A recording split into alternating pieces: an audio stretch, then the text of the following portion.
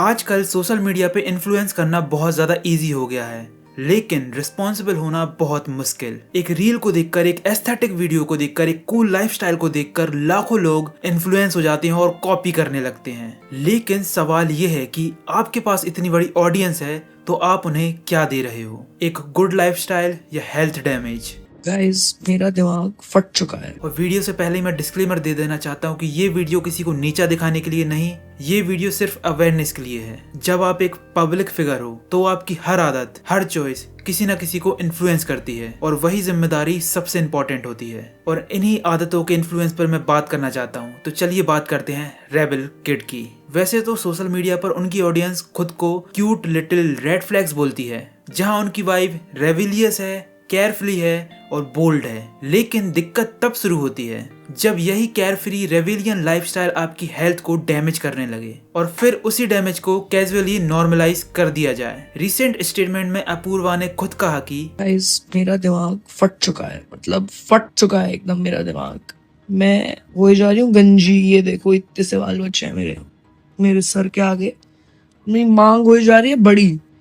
मैं हर हफ्ते जाती हूँ, हर महीने में जाती हूँ पीआरपी कराने, सुइयां ठुकवाने अपने बालों में। अभी मैंने मिनॉक्सिडिल लगाया है बैठ के अपने बालों में। ये मैं 3,000 रुपए के अंडर आई पैच, 2,000 रुपए के गड्ढे ठीक नहीं हो रहे हैं मेरी आंख के।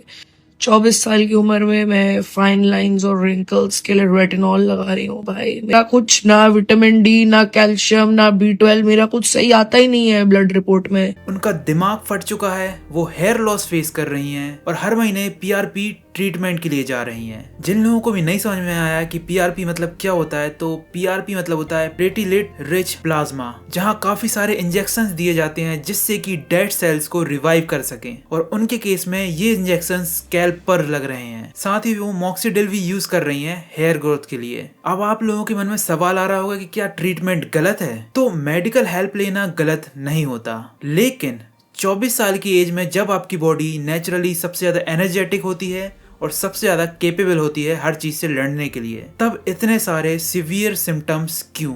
इतनी ज्यादा हेल्थ डिमांड क्यों? Wrinkles, dark circles, vitamin deficiency, यहाँ तक कि इनके डार्क सर्कल हाइड करने के लिए 2-2 हजार के ट्रीटमेंट, कॉस्मेटिक्स। तो अब ये सब सिग्नल क्या कह रहे हैं? इस सब पर अपूर्वा का कहना है कि ये सब स्ट्रेस और बिजी स्केड्यूल की वजह से हो रहा है। एंड मैं काफी हद तक एग्री भी करता हूँ कि बिल्कुल स्ट्रेस एक फैक्टर हो सकता है, लेकिन इस सब चीजों के पीछे एक और फैक्टर छुपा हुआ है, हैबिट। ड्रिंकिंग, स्मोकिंग, जो उनके केस में हर कभी कैजुअली शोकेस होती रहती है। एंड मैं बिल्कुल मानता हूँ कि ये पर्सनल चॉइस है, लेकिन जब आप इन्फ्लुएंसर हो तो आपकी पर्सनल चॉइस भी पब्लिक इम्पैक्ट बन जाती है। इमेजिन करो, जब आपका 16-17 साल का फॉलोअर जो आपको ड्रिंक और स्मोक करते बड़ी कूल तरीके से देखता है, तो वो सिर्फ एंटरटेन नहीं हो रहा, वो वैलिडेशन देख रहा है। रिसर्च और सर्वेज ये बताते हैं कि स्मोकिंग आपकी स्किन को डैमेज करती है, परमानेंट रिंकल्स लाती है, हेयर फॉल ट्रिगर करती है, और दूसरी तरफ अल्कोहल आपकी बॉडी से विटामिन एंड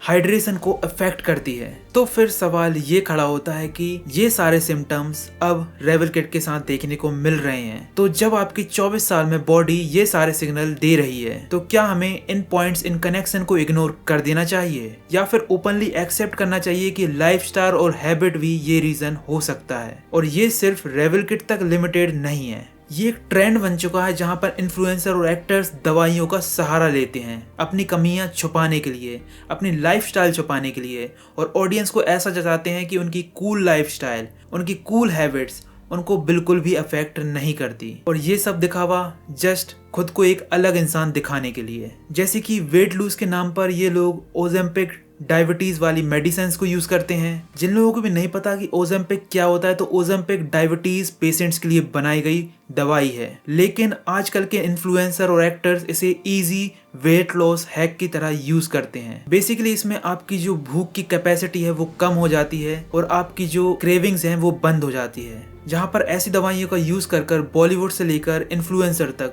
रैपिड ट्रांसफॉर्मेशन दिखाते हैं, और वहीं दूसरी ओर ऑडियंस देखती है बिना मेहनत का रिजल्ट। लेकिन इन सारी चीजों के साइड इफेक्ट भी बहुत ज्यादा सिवियर होते हैं, और साइड इफेक्ट के अलावा ये सारी चीजें आपकी लॉन्ग टाइम डिपेंडेंसी भी बन जाती हैं। और ऐसे इन्फ्लुएंसर की वजह से जेन ज़ी और न्यू ऑडियंस को ऐसे मैसेज मिलते हैं कि शॉर्टकट ही सोल्यूशन है। Hard work, discipline, balance diet सब आउटडेटेड है। अब बस इंस्टेंट हैक से ही काम चल जाता है। बस एक इंजेक्शन, एक पिल और रिजल्ट आपके सामने है। लेकिन सवाल ये भी आता है कि हर बॉडी अलग अलग होती है और हर मेडिसिन सबके लिए सेफ नहीं होती। जब सेलिब्रिटी और इन्फ्लुएंसर बिना किसी कॉन्टेक्स्ट के इन चीजों को नॉर्मलाइज करने लगते हैं, तब वो एक डेंजरस स्टैंडर्ड सेट कर देते हैं। अब रेवल किट के ही केस में देख लो, एक ऐसी इन्फ्लुएंसर जो स्मोकिंग एंड ड्रिंकिंग को बड़ी कैजुअली दिखाती है, पर उसी की साइड इफेक्ट फेस कर रही है और उसी के लिए मेडिसिन का यूज कर रही है। लेकिन दूसरी ओर उसकी ऑडियंस के लिए ये सारी चीजें नॉर्मलाइज हो रही हैं और इसके कॉन्सिक्वेंसेस ऑडियंस को ही झेलने पड़ेंगे। हमारे इंडिया में कोरियन ब्यूटी ऑब्सेशन भी बहुत ज्यादा है। Glass skin, V shape jaw line, pale complexion, ये सारी चीजें तो जैसे आम बात सी लगती हैं। अब तो ऐसा लगता है कि सोशल मीडिया फिल्टर्स और मेकअप ने रियलिटी को ब्लर सा कर दिया है। यहाँ तक कि प्लास्टिक सर्जरी को भी कैजुअल बना दिया गया है। लेकिन हर सर्जरी रिस्क के साथ आती है। जैसे कि सोशल मीडिया पर हर फिल्टर परमानेंट नहीं होता, ऐसे ही आपके ब्यूटी स्टैंडर्ड सेटिस्फेक्शन भी परमानेंट नहीं होते। हर कॉस्मिक चेंज में मेंटल सेटिस्फेक्शन कम होता जाता है और इंडिया में भी ये ट्रेंड बढ़ता जा रहा है। यहाँ तक कि लोग अपनी नेचुरल स्किन टोन से शर्माने लगे हैं और इन्हीं सारी इन्फ्लुएंस की वजह से ये अपने स्किन कलर को भी बहुत ज्यादा डिमीनिंग तरीके से देखते हैं और मिरर में देखते ही अपने आप को डिसअपॉइंटेड फील कराते हैं। और ये सारी चीजें आपकी मेंटल हेल्थ को भी अफेक्ट करती हैं। और जब एक इन्फ्लुएंसर एक फ्लॉलेस लुक दिखाता है, तब एक नॉर्मल व्यूअर के लिए वो इनसिक्योरिटी ट्रिगर करता है। अब एक नॉर्मल व्यूअर को तो नहीं पता होगा कि कैमरे के पीछे कितने फिल्टर लगे हुए हैं, कितने मेडिक्स यूज कर रही है वो, और कितना मेंटल स्ट्रेस उसको भी है। एक परफेक्ट फ्लॉलेस लुक के चक्कर में ये सारे तामझाम किए जाते हैं। इसी से काफी सारे 16-17 साल के फॉलोअर्स इन्फ्लुएंस होते हैं और अपने ऊपर भी एक्सपेरिमेंट करना चालू कर देते हैं। ऐसी हैबिट कैच करना चालू कर देते हैं जो आगे चल के उनकी बॉडी को बहुत बुरी तरीके से अफेक्ट करने वाला है। आगे चल के शायद उनकी लाइफ को डिस्ट्रॉय भी कर दे। और मैं बार बार रेबल किड की इसलिए बात करता हूँ क्योंकि उनकी ऑडियंस काफी ज्यादा यंग है। उनकी ऑडियंस को ये चीज समझना चाहिए कि उनका इन्फ्लुएंसर ओपनली बोल रहा है कि उनकी हेल्थ खराब हो रही है, उनको इंजेक्शंस की जरूरत पड़ रही है, उनकी बॉडी से मिनरल्स एंड विटामिन्स की कमी हो रही है, वो भी सिर्फ 24 की एज में। तो ऐसा लगता है ना कि एक वेकअप कॉल होना चाहिए। लेकिन अगर वो उनकी अनहेल्दी हैबिट्स को भी कैजुअली शो करती रहेंगी तो एक मिक्स सा ओपिनियन बन जाता है, तो एक मिक्स सा मैसेज जाता है। तो रिस्पॉन्सिबिलिटी सिर्फ ब्रांड डील तक नहीं होनी चाहिए, रिस्पॉन्सिबिलिटी अपनी लाइफस्टाइल को दिखाने में भी होनी चाहिए। अगर आप इंटरनेट पर स्ट्रगल शेयर कर रहे हो तो उसकी सोल्यूशन भी शेयर करो। अगर आप ट्रीटमेंट के बारे में बता रहे हो तो ये भी बताओ कि इनकी कॉजेज क्या क्या हो सकती हैं। और अगर आप अपनी हेल्थ सुधारने के लिए अपनी अनहेल्दी हैबिट्स छोड़ रही हैं तो ये ओपनली बताओ, जिससे कि आपकी ऑडियंस भी अवेयर हो। वैसे भी आज की जनरेशन में ऑलरेडी प्रेशर बहुत ज्यादा होता है, अपनी लुक्स को लेकर, अपनी बॉडी को लेकर, अपने कलर को लेकर, अपनी करियर को लेकर, अपनी रिलेशनशिप को लेकर। और उन्हें ये मैसेज मिले कि एस्थेटिक दिखना और कूल दिखने के लिए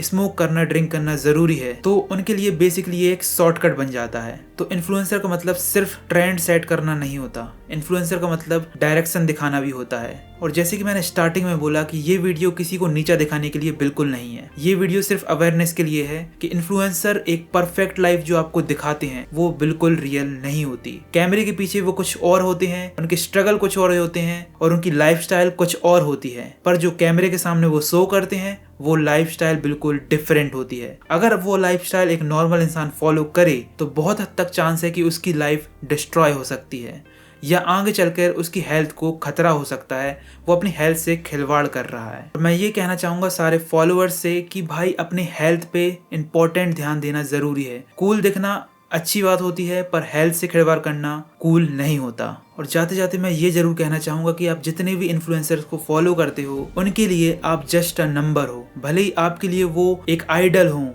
एक इंस्पिरेशन हो, पर उनके लिए जस्ट अ नंबर हो और वो आपके सामने एक्ट कर रहे हैं, शो कर रहे हैं। आपको नहीं पता कि उनकी लाइफ के स्ट्रगल्स क्या हैं, वो किस तरीके से अपनी लाइफ को टैकल कर रहे हैं और कैमरे के सामने वो क्या पोर्ट्रे कर रहे हैं। तो आपके हाथ में है आपकी हेल्थ, आपकी लाइफ, कैसी चीजों को फॉलो करना और किन चीजों को अवॉइड करना। और अगर आप अभी तक वीडियो देख रहे हो तो प्लीज सब्सक्राइब करो ताकि मैं इस टाइप की और वीडियोस भी ला सकूं। तो मिलता हूं नेक्स्ट वीडियो में।